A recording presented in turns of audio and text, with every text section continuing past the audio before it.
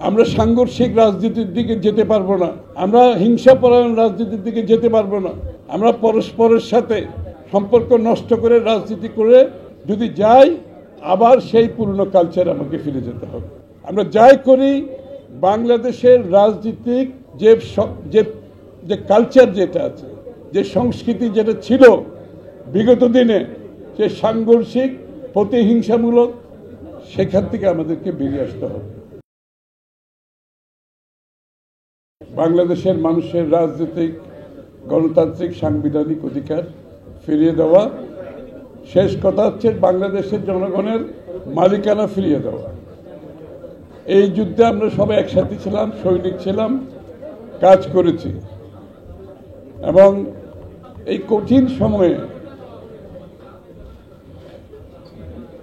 কঠিন সময়টা আমরা যেভাবে পার করেছি, সেখানে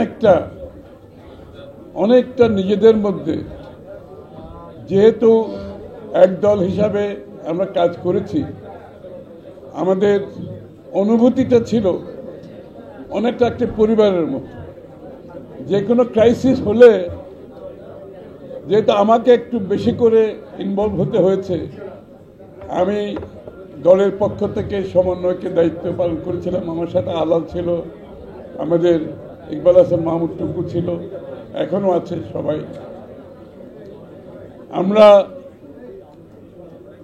খুব কম সময়ের মধ্যে মিলিত হয়েছি, সিদ্ধান্ত নিয়েছি, গুরুত্বপূর্ণ সিদ্ধান্ত নিয়েছি। কঠিন সময় আমরা কিভাবে যার যার অবস্থান থেকে, যেহেতু আমাদের আন্দোলনটা ছিল যুগপৎ আন্দোলন, এই যুগপৎ আন্দোলনে প্রায় 42টি পার্টি আমাদের সাথে ছিল। তার বাইরেও আর প্রায় 7-8টা দল ছিল, যাদের সাথে আমরা একেবারে যুগপৎ না করলেও সেটাও অনেকটা ফ্যামিলির মতো। যেমন এবি পার্টির মঞ্জুরা ছিল, অন্যান্য অনেক পার্টি ছিল। আমরা সার্বক্ষণিক আমরা একে অপরের সাথে সম্পৃক্ত ছিলাম, এবং আমাদের স্ট্র্যাটেজি শেয়ার করেছি আমরা, কার কি অবস্থান হবে, কোথায় হবে। এবং আমরা অনেকে একসাথে জেলেও ছিলাম, একাধিকবার জেলে ছিলাম একসাথে।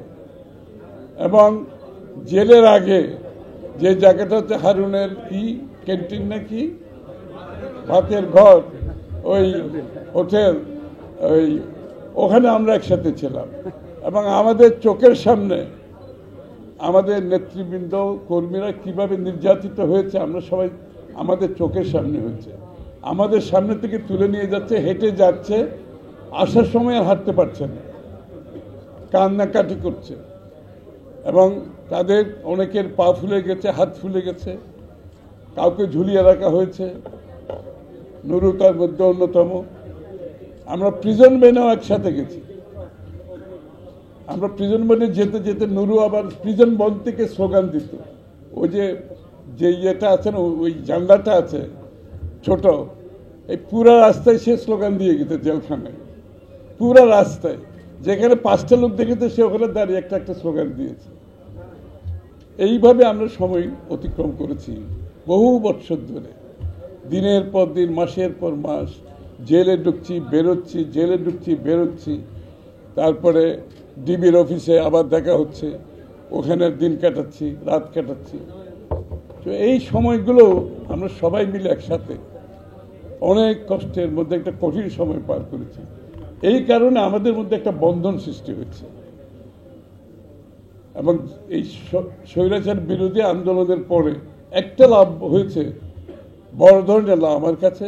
আমরা সবাই এই দিনগুলো এত কষ্টের মধ্যে অতিক্রম করেছি। আমি, আমার পরিবার, আমার আত্মীয় স্বজন, আমার বন্ধু বান্ধব, আমি একা না তো, যারা আছে এখানে সবাই এত কষ্টের মধ্যে আমরা দিনগুলো অতিক্রম করেছি। এখানে আমাদের কিছু কমন ফিলিং চলে আসছে আমাদের মধ্যে। এটাই হচ্ছে বাংলাদেশের ভবিষ্যৎ। আমরা যে সবাই সাফার করেছি, কষ্ট করেছি, এবং সেখান থেকে বেরিয়ে যাওয়ার জন্য, মুক্ত হওয়ার জন্য সংগ্রাম করেছি, সেই জায়গাতে আমাদের মধ্যে একটা ফ্র্যাটার্নিটি ডেভেলপ করেছে, যে কারণে আজকে এখানে সবাই বসে আছে। বাংলাদেশের ইতিহাসে, রাজনৈতিক ইতিহাসে রাজনৈতিক দলগুলো একসাথে বসার কালচার কোনো সময় ছিল না, কোনো সময় ছিল না। কেউ কারো চেহারা পর্যন্ত দেখত না। আজকে কিন্তু আমরা এখানে বসেছি সবাই মিলে, আমরা বসে ভবিষ্যৎ বাংলাদেশের কথা বলছি। আমরা এখানে বসে আগামী নির্বাচনকে কিভাবে সুষ্ঠুভাবে পরিচালিত করে দেশে একটি গণতান্ত্রিক অর্ডার ফিরিয়ে আনবো, সেই লক্ষ্যে আমরা সবাই চলছি, যার যার অবস্থান থেকে অবশ্য। কিন্তু উদ্দেশ্য একটা, যে 16 বছরের যে সংগ্রাম, সেটা ছিল বাংলাদেশের মানুষের গণতান্ত্রিক রাজনৈতিক সাংবিধানিক অধিকার ফিরে দেওয়ার সংগ্রাম ছিল।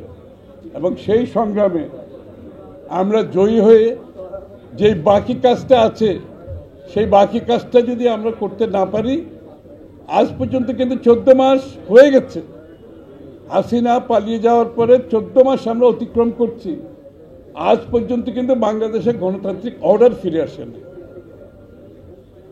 ডক্টর ইউনূস সাহেবের সরকার আছে, অন্তর্বর্তীকালীন সরকার আছে, কিন্তু বাংলাদেশে কিন্তু এখনো এই মুহূর্তে পর্যন্ত কোনো গণতান্ত্রিক অর্ডার ফিরে আসেনি। কোনো, যার জন্য আমরা যুদ্ধ করেছি একটি নির্বাচিত সংসদ সরকারের জন্য, সেটা এখন আমরা পাইনি। এই জন্য আজকে আমরা সবাই ঐক্যবদ্ধভাবে আমরা জাতীয় সনদ সই করেছি, এবং সনদ সই করার পরে এখন আমাদের বাকি কাজ যেটা আছে, আগামী নির্বাচনকে সকলে ঐক্যবদ্ধভাবে অংশগ্রহণের মাধ্যমে বাংলাদেশে একটা গণতান্ত্রিক অর্ডার ফিরিয়ে আনতে হবে। এখন রাস্তার আন্দোলন নয়, এখন আন্দোলন হচ্ছে জনগণের কাছে আমাদেরকে যেতে হবে। আমরা সাংঘর্ষিক রাজনীতির দিকে যেতে পারবো না, আমরা হিংসাপরায়ণ রাজনীতির দিকে যেতে পারবো না। আমরা পরস্পরের সাথে সম্পর্ক নষ্ট করে রাজনীতি করে যদি যাই, আবার সেই পুরনো কালচার আমাকে ফিরে যেতে হবে। আমরা যাই করি, বাংলাদেশের রাজনীতিক যে কালচার যেটা আছে, যে সংস্কৃতি যেটা ছিল বিগত দিনে, সে সাংঘর্ষিক প্রতিহিংসামূলক, সেখান থেকে আমাদেরকে বেরিয়ে আসতে হবে।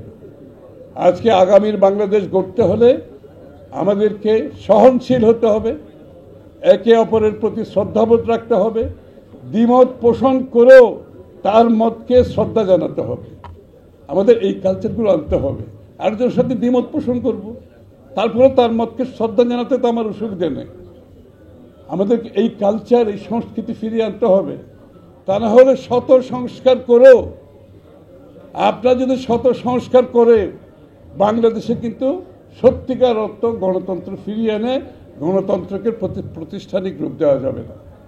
এই জন্য আজকে আমাদের সকলের মধ্যে ঐক্যবদ্ধভাবে যে নির্বাচন আসছে, সেই নির্বাচনে আমাদের অনেক দাবি আমরা ঐক্যবদ্ধ হতে পারিনি, এবং এটাই স্বাভাবিক। অনেকে বলে যে আমাদের মধ্যে বিভেদ হচ্ছে, আমি মনে করি আমাদের মধ্যে কোনো বিভেদ হচ্ছে, আমাদের মধ্যে কোনো বিভেদ হচ্ছে না। আমাদের প্রত্যেকটি দলের নিজস্ব দর্শন, চিন্তা, ভাবনা, রূপরেখা আছে। এটা তো সব কিছু এক জায়গায় হবে না, তাহলে তো আলাদা দল হতো না, তাহলে তো আমরা বাকশাল হয়ে যেতাম। সুতরাং যার যার অবস্থানে আমাদের যে ম্যান্ডেট, আমরা সেই ম্যান্ডেট জনগণের কাছে যাব। সেই ম্যান্ডেট নিয়ে আগামী সংসদে নির্বাচনের মাধ্যমে, সংসদের মাধ্যমে পরিবর্তন আসবে, এবং অনেকগুলো পরিবর্তন রাতারাতিও আসবে না। এগুলো একটা সময়ের মাধ্যমে আমাদের পাবলিক ডিসকোর্সে আলোচনার মধ্যে রাখতে হবে। যে কটা সমাধান হবে না, সেটাকে আমাদের জনসমক্ষে আলাপ আলোচনার মধ্যে রাখতে হবে, টেবিলে রাখতে হবে, আলোচনা চলতে থাকবে। যেটা আজকে হয় না, সেটা আগামী 6 মাস পরে হবে, 6 মাস পরে যেভাবে হবে না, 1 বছর পরে হবে। এইভাবেই পশ্চিমা যে গণতন্ত্র পশ্চিমা দেশগুলোতে প্রতিষ্ঠিত হয়েছে, এই প্রক্রিয়ার মাধ্যমে হয়েছে। নির্বাচন প্রক্রিয়া চলতে থাকবে। নির্বাচন হচ্ছে এটা হচ্ছে কারেকশন প্রসেস, নির্বাচন হচ্ছে আপনার ফিল্টারেশন প্রসেস। কিন্তু এই নির্বাচনের ধারাকে আমরা যাতে বাধাগ্রস্ত না করি, নির্বাচনকে যদি বাধাগ্রস্ত যাই, তাহলে কিন্তু গণতন্ত্র প্রতিষ্ঠিত করার কোনো সুযোগ নেই। আমাদের মধ্যে যেটা অমিল থাকবে, আমরা জনগণের কাছে যাব, আমরা জনগণের ম্যান্ডেট নেব, আমরা ম্যান্ডেট নিয়ে সেটা আমরা সমাধান করব। রাস্তায় সাংঘর্ষিক অবস্থা, প্রতিহিংসার মাধ্যমে এগুলো সমাধান করতে গেলে আবার শেখ হাসিনার জমানায় ফিরে যেতে হবে। এটা করা যাবে না কিন্তু। সুতরাং আমাদেরকে আজকে সবাইকে মিলে ঐক্যবদ্ধভাবে সত্যিকার অর্থে একটি গণতান্ত্রিক পরিবেশ সৃষ্টি করতে হবে। সবাইকে ধন্যবাদ।